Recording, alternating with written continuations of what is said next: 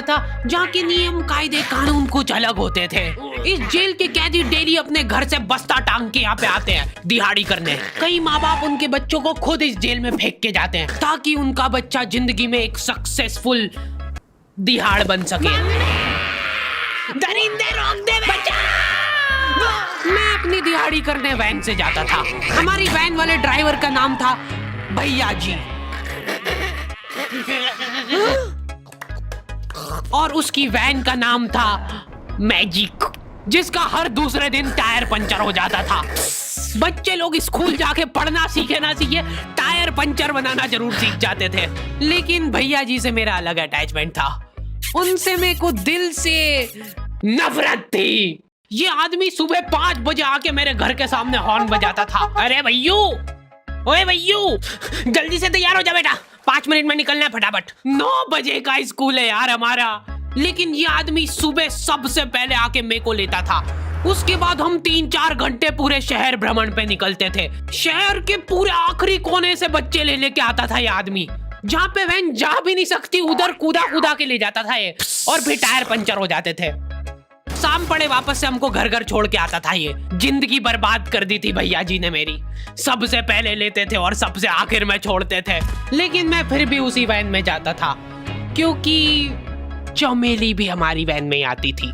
और बात यह है कि वो मेरे पास ही बैठती थी, मतलब मजबूरन। उसके पास और कोई ऑप्शन ही नहीं बचता था और मैं बचाता भी नहीं था। मैं घर पे जाते से जो 2-3 घंटे मेरे को सोने के लिए मिलते थे उसमें सोता नहीं था और मैं प्लानिंग करता था कि कैसे चमेली सिर्फ मेरे पास बैठे। चमेली सबसे आखिर में आती थी और मैं सबसे पहले सुनसान वैन में चढ़ के बस्ता अपने पास में रख के और फसर के सो जाता था। बाकी सारे बच्चे अपना बस्ता गोदी में रखते थे क्योंकि तुम्हारे बाप की वैन नहीं है, मतलब मेरे भी नहीं थी। पर मेरे ऊपर भैया जी को तरस आ जाता था कि बेचारा 5 बजे से आया है, तो वो सोने देते थे। अरे कैसे चला रहा है ये गाड़ी? रुक जा, गाड़ी चलाना नहीं आती क्या? देखो, आदमी इतना तभी चिढ़ता है जब उसकी जिंदगी में कोई लड़की ना हो। नहीं है ना? नहीं, मैं समझ सकता हूँ लड़की ना होने का दुख दर्द। मैं भी किसी जमाने में लड़कियों की तलाश में गली मोहल्ले भटकता था। फिर एक दिन मेरे पास से वो निकली। जैसे ही मैंने हैपन खोल के देखा उसकी आईडी मेरे फोन पे चमक रही थी। हैपन ये एक रियल लाइफ डेटिंग ऐप है। यहाँ पे तुमको वो लोग मिलेंगे जो तुम्हारे आस पड़ोस से निकले हो कभी ना कभी। 100 किलोमीटर दूर रहने वाले लोगों से बात करके फायदा ही क्या जब तुम मिल ही ना पाओ। और अगर तुम्हारी घिनौनी शक्ल देख के यहाँ पे तुमसे कोई प्यार मोहब्बत नहीं भी करता है तो तुम फ्रेंडशिप तो कर ही सकते हो फिर भी। So go and check it out happen. Link is in the description. लेकिन मैं सोता नहीं था। मैं आंख बंद करके चमेली के घर का इंतजार करता था। तो क्योंकि चमेली आखिरी में आती थी तो वैन पूरी पैक पुक हो रखी होती थी। बच्चे बाहर उबल रहे होते थे और मैं अपना बस्ता पास में रख के एक्टिंग देखो एक्टिंग। और जैसे ही वो आती थी, हड़बड़ाना नहीं, ऐसे टाइम पे हड़बड़ाते नहीं है कि फटाफट बैग उठाया और आओ इधर बैठो जल्दी। मत करना ये हरकत, भाग जाएगी वो। ठरक नहीं झलकना चाहिए जरा सिक भी, एकदम सटल रखना है। क्या हुआ? और कहीं जगह नहीं है क्या? तेरे मुंह में मूत दूंगा मैं। अच्छा ठीक है, इधर ही बैठ जाओ। देख रहे हो एक्टिंग देखो तुम लौंडे की। ना जाने कौन सी नशीली खट्टी मीठी खुशबू लगा के आती थी चमेली। आज तक उसकी खुशबू है मेरी नाक में। मैं वो खुशबू का पूरा मजा ले ही रहा होता हूँ, इतने में एकदम भभका बास आती है निकाह से। जैसे ही मैं बाहर झांकता हूँ, मरा हुआ कुत्ता पड़ा है वहाँ पे। एक काली कार सूख करके निकली और मेरे बच्चे को मार दिया। कैसे करके निकली? शूक। ऐसे नहीं निकली थी, मैं यहीं पे खड़ा था, वो कार आई थी और जैसे ही वो बच्चा नीचे आया तब वो खड़ा, वो बच्चा चिल्लाया और फिर कार शूक करके भाग गई। उधर कुछ बच्चे ऑटो रिक्शा से भी आते थे स्कूल। ऐसा लगता था कि पूरे स्कूल के बच्चे इस एक ऑटो रिक्शा में ठूस ठूस के ले जाता है वो। ये ऑटो वाले और भैया जी दोस्त थे और अब ये बीच सड़क पे रेसिंग लगवा रहे हैं। इनकी गाड़ियां उबला रही है बच्चों से, पर फिर भी नहीं मान रहे ये लोग। नहीं जीतूंगा। स्कूल जाके वो पीछे मुलट के देख रहा है तो एक बच्चा नहीं बचा उसके ऑटो रिक्शा में। हमारे भैया जी बेचारे पीछे से उनके गिरे हुए बच्चों को उठा उठा के ला रहे थे। ये सब हरकतें करके हम लोग जैसे तैसे कैद खाना पहुंच जाते हैं। सुबह 5 बजे से निकलने के बावजूद हम लोग लेट पहुंच रहे हैं। वहाँ पे पहुंच के हमने देखा कि 4 लौंडे मरे हुए पड़े हैं। जिनको डॉन ने मारा है। डॉन हमारे स्कूल की इंचार्ज थी। डॉन का कद छोटा था और पेट मोटा था, और आश्चर्य की बात यह है कि समय के साथ उसकी हाइट कम हो रही थी। मतलब बड़े नहीं बड़े वो चलता एक बार को, पर इसकी कम हो रही थी। डॉन बहुत स्ट्रगल करके कार से स्कूल आती थी खड़े होके, क्योंकि बैठ जाए तो उसको सामने की सड़क नहीं दिखती थी। वो अलग बात है, खड़े होके भी पूरा नहीं दिखता था। हर रोज 2-4 कुत्ते कुचलते हुए आती थी वो। फिर मेरे को समझ आया कि रास्ते में जो कुत्ते दिखे थे वो डॉन इस कैद खाने में छत पे बैठी रहती थी स्नाइपर लेके। कोई भी कैदी कुछ गलत गतिविधि करता हुआ दिखता था तो वहीं पे, मैडम इनकी लाश का क्या करना है? अरे ये तो आपको पता ही है। कहाँ रह गए थे यार झमू दीदी, फटाफट ये खून वून साफ करो। झमू दीदी बुलेट से स्कूल आते थे और ये अफवाह फैली हुई थी पूरे स्कूल में कि उनके घर पे मर्सिडीज भी है, लेकिन झमू दीदी हम्बल रहना पसंद करते हैं।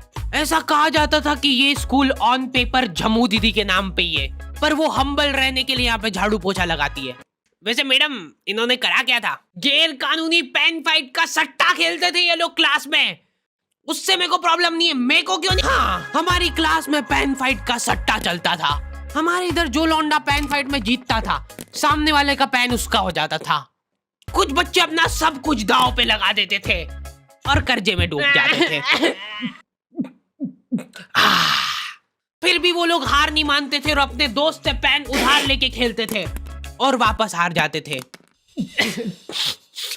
तो अब क्लास में कुछ बच्चों के पास पोटला भर के पेन पड़ा है और कुछ बच्चों के पास पेन ही नहीं है। पेन इस कैद खाने की करेंसी थी, जिसके पास जितने महंगे पेन वो उतना रईस। यहाँ पे ब्लैक में पेन इधर उधर होते थे। नॉर्मल लोगों के पास होते थे 5 रुपए वाले जीफी जेल, जो कि तुम एक पन्ने पे लिखोगे तो पीछे 10 पन्ने तक छप जाएगा। और उनसे भी गए बीते लोग होते थे जो 3 रुपए वाला यूज एंड थ्रो लेके आते थे और उससे भी उनकी अच्छी राइटिंग आ जाती थी। बहुत चिढ़ मचती थी यार मैं कौन से। और कुछ चुनिंदा रईस लोग होते थे जिनके पास होता था ट्राइमैक्स। हर बच्चे का सपना होता था कि उसके पास एक ट्राइमैक्स हो, साथ में आसपास 2-4 लड़कियां हो। मेरे को प्लीज मेरे को यहाँ पे ऑटोग्राफ दे दो। ये लो ट्राइमैक्स किंग के, ये ट्राइमैक्स क्या बात कर रही है? सही में एकदम रईस लोग ही अफोर्ड कर पाते थे ट्राइमैक्स। वो बाबड़े भी एक एक अक्षर लिख के रिफिल खोल के देखते थे। खाली हो रही है तो एक बार एक रईस बच्चे का ट्राइमैक्स चोरी हो गया। पूरे स्कूल में हाहू मच गई थी। वो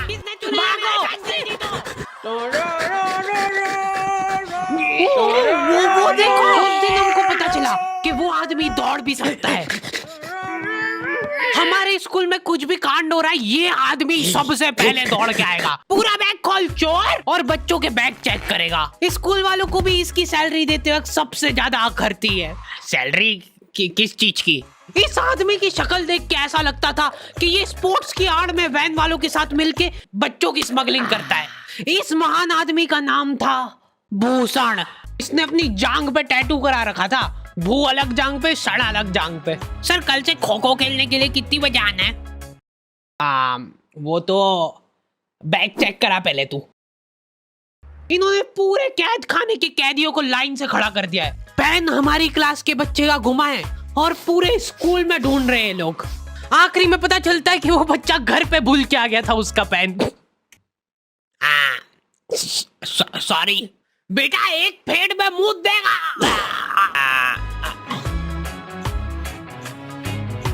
ऐसे तो नमूने बच्चे थे हमारे स्कूल में, और टीचर लोग उनसे भी गए बीते थे। हमारे स्कूल में टीचरों को उनके नाम से कोई जानता ही नहीं है। बच्चों ने उनकी हरकतों के अनुसार टीचरों के नाम रखे हुए। हमारे इंग्लिश वाले टीचर का नाम था छोटा भीम। इससे चिड़चिड़ा आदमी मैंने आज तक नहीं देखा। छोटा भीम की हॉबी थी लड़कों को कूटना। उस बेचारे की हाइट छोटी थी तो बच्चे के मुंह तक उसका हाथ ही नहीं पहुंचता था। बेचारा उचक उचक के मारता था, फिर भी कमर तक ही हाथ पहुंच पाता था उसका। एक पॉइंट पे मेरे को ऐसा लगने लग गया था कि उसको सैलरी लड़कों को कूटने की मिल रही है। कभी किसी बच्चे को बहुत ज्यादा मार दिया, घायल हो गया वो बेचारा, ये लो आपका एक्स्ट्रा बोनस। होमवर्क तुम्हारा बाप करेगा क्या? सर मेरे पापा मर गए थे। तू भी मर जा। ये लो। अरे वाह, नहीं चल रही, सांस तो नहीं चल रही है। हाँ कंफर्म मर चुका है ये। ओह ये लो आपका प्रमोशन हो गया है। लड़कियों से उसका अलग अटैचमेंट था। कौन सा परफ्यूम लगा के आई हो? सर थोड़ा दूर रहो। अरे मैं कुछ कर थोड़ी ना। भोली सी सूरत और आंखों में ठरक लेके स्कूल आ जाता था ये daily. So this means that he will jump over it and then he started. ये आदमी इंग्लिश को इंग्लिश में ही ट्रांसलेट करके चल जाता था हमारी नंगी आंखों के सामने। इधर वॉशरूम में मौत का नंगा नाच मचा रखा था लॉन्डो ने। 4 लॉन्डे दिन भर वॉशरूम में जाके खड़े हैं, कुछ भी नहीं कर रहे वो लोग वहां जाके। उनको बस मन की शांति मिलती है वहां जाके। अगले दिन उन चारों ने प्लानिंग करी, कुछ तो प्रोडक्टिव करते यार वहां जाके। अगले दिन वो सब पानी की बोतल लेके गए। अब वो पानी पी पी के हाथों हाथ मूत रहे हैं। और ये टीचर लोगों को प्रॉब्लम क्या है, बच्चे अगर वॉशरूम जा रहे हैं तो एक गया है तो अभी दूसरा नहीं जा सकता है। क्यों? तुम्हारे घर की लेटरिन थोड़ी ना है वो कि एक टाइम पे एक जना यूज कर सकता है। मान लो वो 2 जने अगर वॉशरूम में मिल गए तो वो क्या कर लेंगे ज्यादा से ज्यादा? भाई यहाँ का बल्ब निकाल लेते हैं ना। हाँ निकाल लो, फीस भरी है अपन ने। लॉन्डो को ऐसा लग रहा है कि इन्होंने फीस भर के पूरा स्कूल खरीद लिया है। 10 लॉन्डे कॉरिडोर में छाती चौड़ी करके चल रहे हैं प्रिंसिपल के सामने। प्रिंसिपल को इग्नोर कर रहे हैं ये लोग। इनको ऐसा लग रहा है कि इन्होंने फीस भर दी है तो प्रिंसिपल इनके पैर पड़ेगी। उनमें से आधों ने फीस भरी भी नहीं है। हमारा स्कूल बिल्कुल सेफ नहीं था। हमारे वॉशरूम में चोरियां हो जाती थी यार। बल्ब चोरी करने के बाद सब लोग अंधेरे में मूत रहे एक दूसरे के जूते पे। उधर कर। उसके बाद पूरे वॉशरूम में कुछ दिख नहीं रहा है चोरी करने का। तो ये लोग हाँ नल उखाड़ के ले गए। नल कौन ले जाता है? कभी वो मछली वाले साबुन चोरी हो जाते थे, कभी ये फिनाइल की सफेद गोली को माउथ फ्रेशनर समझ के खा जाते थे। भाई इसको चबा मत, इसको चूस, ज्यादा देर तक चलेगी ऐसे। ठंडक हो रही भाई, ठंडक।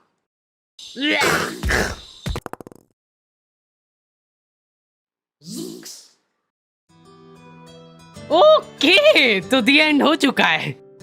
होपफुली तुम लोगों को ये वीडियो पसंद आई होगी। अब कोई भी रोएगा नहीं। किधर गया? वो मर चुका है। लो भाई तुमको जो चाहिए था ले आया हूँ मैं। अपने दोस्तों को ब्लैकमेल करो उनकी गंदी फोटोज दिखा के कि उनको ये वीडियो मजबूरन देखना पड़े। बाकी अगर तुमको इसका सेकंड पार्ट चाहिए तो 2.5 लाख लाइक्स कर दो फटाफट। और हैपन चेकआउट करना बिल्कुल मत भूलना, लिंक मैंने डिस्क्रिप्शन में डाल दी है। मिलते हैं नेक्स्ट वीडियो में।